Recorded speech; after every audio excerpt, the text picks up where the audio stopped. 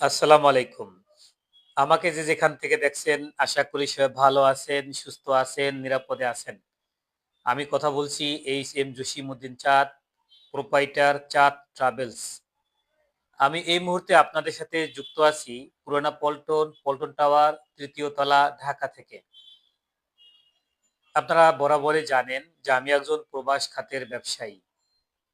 এই প্রবাস খাতের ব্যবসায়ী হওয়া সত্ত্বেও আমি মালয়েশিয়া, সৌদি সহ সমসাময়িক শ্রমবাজারের যেকোনো দেশের যেকোনো তথ্য যখন যেটা পাই সেটা সপ্তাহে ২ বার বা ৩ বার লাইভে যুক্ত থেকে সরাসরি আপনাদের দেওয়ার চেষ্টা করি। আজকে আমি তেমনি কয়েকটি বিষয় নিয়ে আলোচনা করব। ইতিমধ্যে আপনারা জানেন যে আমি ঘন্টাখানেক আগে আপনাদের জানিয়ে দিয়েছি যে আমি রাত 8:30 লাইভে আসবো ইনশাল্লাহ। তো লাইভে আজকে কি বিষয় নিয়ে কথা বলবো সেটাও আপনারা জানেন যে আটকে পড়া 18,000 যাত্রী, নতুন কলিং ভিসা মালয়েশিয়ার এবং মালয়েশিয়া সৌদি আরবের টিকিট সিন্ডিকেট নিয়ে কিছু আলোচনা করব। পাশাপাশি আলোচনা করতে পারি বা করব সৌদি আরবের শ্রমবাজার কিংবা সেখানে সুবিধা অসুবিধা নিয়ে। তো প্রথমেই যেহেতু আপনারা যারা লাইভে যুক্ত আছেন, আমাকে কে কোথা থেকে দেখছিলেন, আপনাদের কোনো প্রশ্ন থাকলে আমাকে করতে পারেন। আমি চেষ্টা করব আমার জায়গা থেকে সেটা উত্তর দেওয়ার। তবে একই প্রশ্ন বারবার করবেন না এবং লাইভে যুক্ত থাকা অবস্থায় পূর্বে আমি কথা বলে গেছি সেই বিষয়ে আবার প্রশ্ন করবেন না।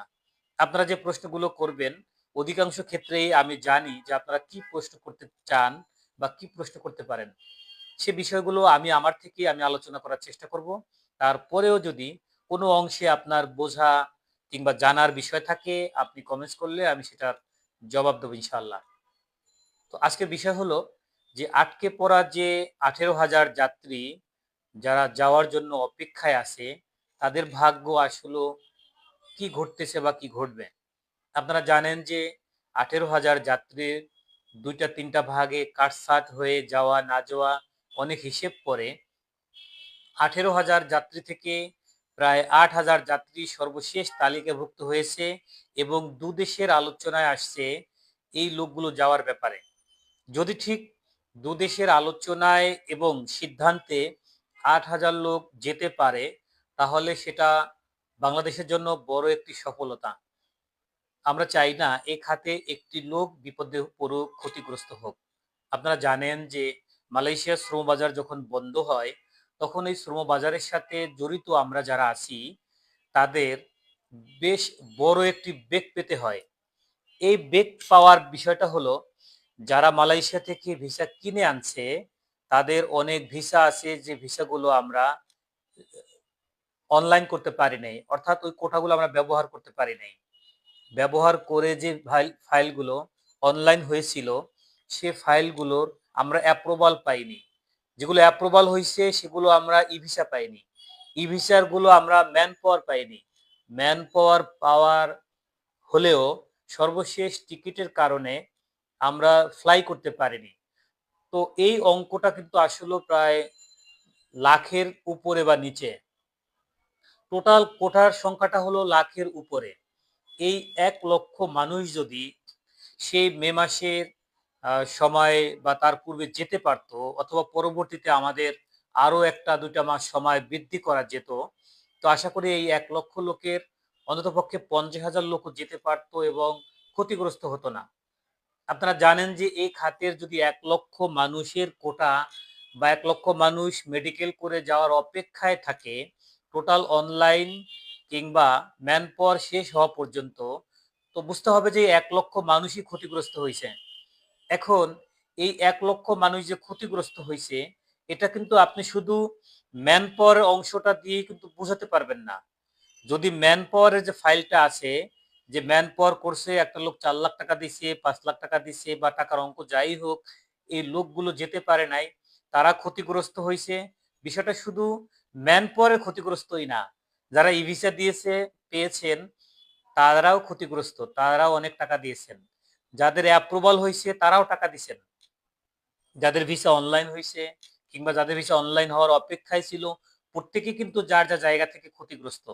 যে যত গল্পই করুক সেই ৭৮,০০০ ৭৯,০০০ টাকার গল্প যাই শুনুক, আমরা কিন্তু জানি যে সর্বশেষ এই বাজারটা ৪ থেকে ৬ লাখ টাকা পর্যন্ত গড়াইছে। এখন কাগজে কলমে বা ভাষায় যে যেটাই বলুক না বলুক, এটা অস্বীকার করার কিছু নাই, কিংবা এটা স্বীকার করতেই হবে।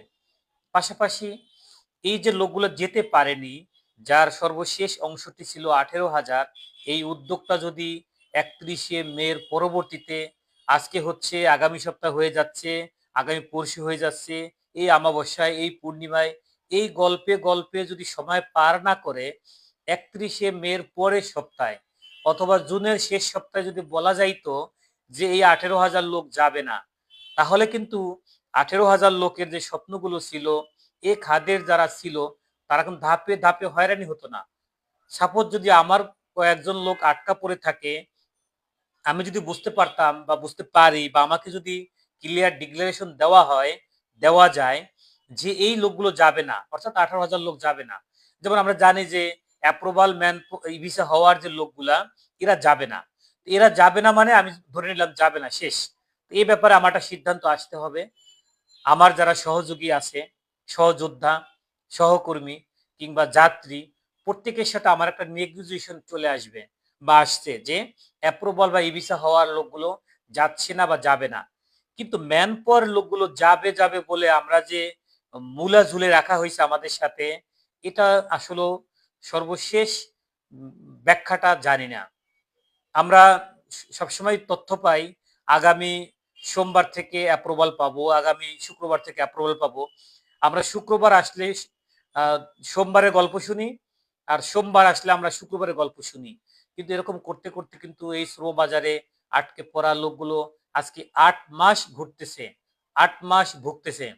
তারা না হাঁটে না পথ ছাড়ে। ব্যাপারটা এমন হইলো যে তারা মালয়েশিয়াও যেতে পারতেছে না, অন্য কোথাও যাবে তাও পারতেছে না, অথবা টাকা পয়সা ফেরত যা পাওয়ার তা নিয়ে ঘরে যাবে সেটাও পারতেছে না। আমরা তাদের আসলেও কোনোভাবেই ক্লিয়ার ডিক্লারেশন দিতে পারতেছি না।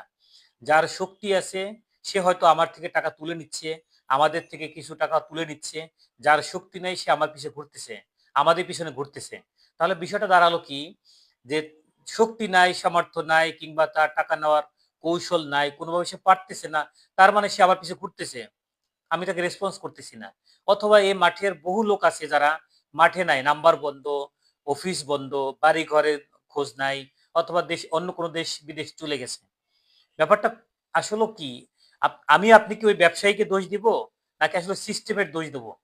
কারণ যদি ধরেন আমার অফিস ৩১শে মে থেকে আজকে পর্যন্ত স্টিল নাও আমি অফিসে আছি, মানে আমার অফিস আজকে পর্যন্ত খোলা, তার মানে আমি ট্যাকেল দিতে পারতেছি, ম্যানেজ করতে পারতেছি, নেগোসিয়েশন করতে পারতেছি, টাকা ফেরত দিতে পারতেছি, তার মানে আমি অফিসে আছি। আর যে এই ক্যাপাসিটি গুলো অ্যারেঞ্জমেন্ট করতে পারতেছে না, তার তো ভাই দেশ ছাড়া ছাড়া উপায় নাই। কারণ সে যদি ১০০ জন থেকে টাকা নিয়ে থাকে, সে তো ১০০ জনের টাকা খায় নাই। সে কিছু টাকা খরচ করতে পারে, ভাঙতে পারে, তার কিছু অ্যাসেট থাকতে পারে, আলাদা ইস্যু। কিন্তু এই টাকাগুলো সে নিছে, যে কোম্পানিগুলো থেকে ভিসা আনছে তাকে টাকা দিছে, যে এজেন্সিতে মেডিকেল করাইছে সেখানে টাকা দিছে, যে যাদের দিয়ে প্রসেসিং করাইতেছে কিংবা যার থেকে সে কন্ট্রাক্টে টোটাল ভিসাটা নিছে, তাদের কিন্তু টাকা দিয়ে এই খাদের জন্য সে বসে আছে, মাসকে মাস অপেক্ষা করতেছে, করতে করতে না পেরে সে মাঠ থেকে উধাও হয়ে গেছে। আপনি তাকে চিটার, বাটপার, আদম বা তার ১৪ গোষ্ঠী উদ্ধার করতে পারেন, তার মা বোন তুলে ছেলে মেয়ে স্ত্রী সহকারে আপনি গালাগালি করতে পারেন, এটা আপনার আবেগ অনুভূতি কষ্ট থেকে আপনি করতেই পারেন, সে এটা প্রাপ্য হয়ে গেছে। কিন্তু আসলে তার অপরাধটুকু কতটুকু, সে ইচ্ছায় অনিচ্ছায় কি কারণে সে বিপদগ্রস্ত ক্ষতিগ্রস্ত, এটা আমার আপনার বুঝতে হবে, বা আমরা বুঝতে হয়তো অক্ষম, কারণ আমরাও ক্ষতিগ্রস্ত বিপদগ্রস্ত। এই বিষয়গুলো কিন্তু আসলে আমার আপনার বুঝতে হবে। অনেকেই বলে ভাই আমরা সব টাকা দিয়ে দিছি, আমরা তুলতে পারতেছি না। অনেকে আমাকে ফোন দেয়, ভাই একটু হেল্প করেন, একটু সহযোগিতা করেন। আসলেই কি অন্য একজন থেকে টাকা তোলার জন্য কি সহযোগিতা করার মতন পার্সন কি আমি ভাই? আমরা কি সেটা পারি? পারি না। কারণ এই যে আমি ব্যবসায়ী হিসেবে আমি আপনাকে হয়তো পরামর্শ দিতে পারি, কৌশল বলে দিতে পারি, অপেক্ষা করতে ধৈর্য ধরতে বলতে পারি। এর বাইরে ভাই আসলে আমাদের কিছু করার থাকে না। কিন্তু আপনি জানেন যে আপনার টাকাটা যে নিছে, যে অ্যাপ্রুভাল করছে, ই ভিসা করছে, ম্যান পাওয়ার করছে, তার মানে আপনার টাকাটা তার ড্রয়ারে নাই। আপনি যদি তাকে ২ লাখ টাকা দেন অথবা ৫ লাখ টাকা দেন, সে টাকার কাজ করছে। হতে পারে ১০০ র মধ্যে শতকরা ২ জন ৫ জন 10 জন আলাদা সে টাকার কাজ করেই নাই, টাকা খেয়ে ফেলছে। কিন্তু এই বড় একটি বাজারের কিন্তু আপনি হর হামেশেই 100 জনকেই অপরাধ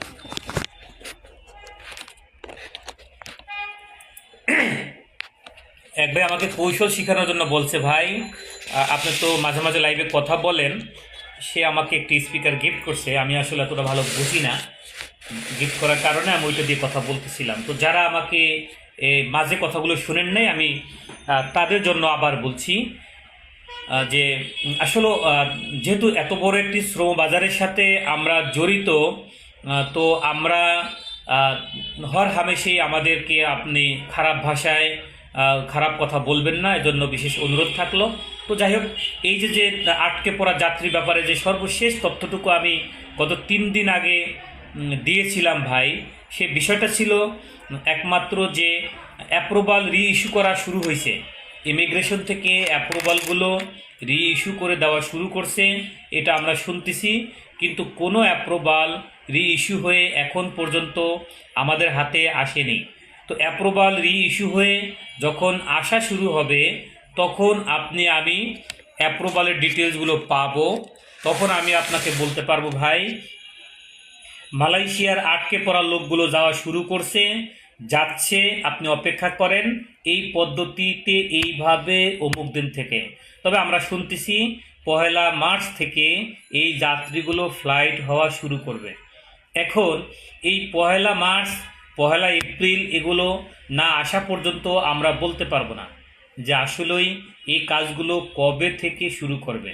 এটা আমার আপনার অপেক্ষা ছাড়া কিছু করার নাই। যখন আমরা অ্যাপ্রুভাল হাতে পাওয়া শুরু করব, তখন আমরা বলতে পারবো যে হ্যাঁ, অ্যাপ্রুভাল যেহেতু ইস্যু হওয়া শুরু হয়েছে, আমরা তখন একটা ডিক্লারেশন পাবো।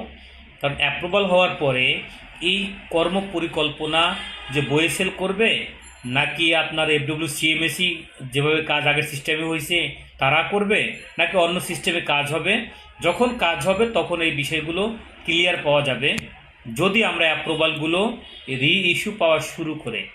তবে এই ডেট যদি বলি ভাই যে আগামী সপ্তাহ থেকেই শুরু, সেটা বলতে পারবো না যে পর্যন্ত আমরা অ্যাপ্রুভাল রি ইস্যু কবি হাতে পাওয়া শুরু না করব। এই গেল সর্বশেষ আমার কাছে যে তথ্যটুকু ছিল আটকে পড়া 18,000 যাত্রী নিয়ে। পাশাপাশি আটকে পড়া 18,000 যাত্রীর অ্যাপ্রুভাল রি ইস্যু শুরু হওয়া মানে আমাদের রিপ্লেসমেন্টের কিছু কাজ শুরু হওয়া। রিপ্লেসমেন্টের জন্য আমরা যে পাসপোর্টগুলো নিয়েছি, আমরা কিছু কাজের ইন্স্যুরেন্স করে ফেলছি যদিও, কিন্তু এই ইন্স্যুরেন্সটা কতটুকু কার্যকারী হবে এবং সেটা নির্ভর করবে আগামী সপ্তাহের উপরে। কারণ এই সপ্তাহে ইন্স্যুরেন্স করা মানে আগামী সপ্তাহ থেকে বা এই সপ্তাহ থেকে যেটা হওয়া সিস্টেমে যেটা আমাদের টার্গেট ছিল, বা মালয়েশিয়া থেকে আমাদের যে তথ্যগুলো ছিল যে আমরা ইন্স্যুরেন্স করা মানে অ্যাপ্রুভাল রি ইস্যু হওয়া এবং নতুন অ্যাপ্রুভাল চলে আসা। কিন্তু আজকে পর্যন্ত যেহেতু আমরা পাইনি, তো আশা রাখি যে আমাদের রিপ্লেসমেন্টের কলিং অ্যাপ্রুভাল এবং আটকে পড়া যাত্রী যারা যাওয়ার জন্য অপেক্ষায় তাদের অ্যাপ্রুভালও রিইস্যু হয়ে আগামী সপ্তাহ থেকে আসা শুরু হবে। তো এই তথ্য ছাড়া আপাতত কোনো ভালো খবর কিংবা ভালো কোনো তথ্য দিতে পারতেছি না আটকে পড়া যাত্রীর জন্য। পাশাপাশি রিপ্লেসমেন্টের কাজের জন্য যারা অপেক্ষায় আছেন, আমার ব্যক্তিগত বা আমার যে কয়েকটা কোম্পানির বা আমি যাদের থেকে কাজ নিয়েছি সে কাজগুলোর ইতিমধ্যে আমি 2টা কোম্পানিতে ফাইল জমা করেছি, একটার ইন্স্যুরেন্স পেয়েছি, আর একটা ইন্স্যুরেন্স হয়তো বা আগামীকাল পাওয়ার কথা আছে, হয়তো পাইতে পারি। এবং আরও একটি কনস্ট্রাকশন কোম্পানিতে কিছু রিপ্লেসমেন্টের কাজ জমা দেওয়া আছে এবং দিব, সেজন্য চাইলে আপনারা যোগাযোগ করতে পারেন মালয়েশিয়া। এবং নতুন করে যে প্লান্টেশনের কার্যক্রম চলছিল আপনারা জানেন যে মে মাস থেকে আমরা যে কাজের আন্ডারে মেডিকেল করেছি, অ্যাপ্রুভাল এবং ইভিসা ম্যান পাওয়ার করে ফ্লাই দিয়েছি নতুন কলিংয়ের, সেটা আপনারা আমার ভিডিও, আমার পোস্ট, আমার সব কিছু দেখে আপনারা জানেন। তো এই কাজগুলোর জন্য আপনারা যারা আমাকে পাসপোর্ট দিয়েছেন, যারা মেডিকেল করেছেন, যাদের কাজ আমি যতটুকু দিতে পেরেছি আপনারা জানেন। আপনারা অনেকেই আছেন লাইভে যুক্ত, যাদের আমি অ্যাপ্রুভাল দিয়েছি, ইভিসা দিয়েছি, ম্যানপাওয়ার দিয়েছি, ফ্লাই দিয়েছি।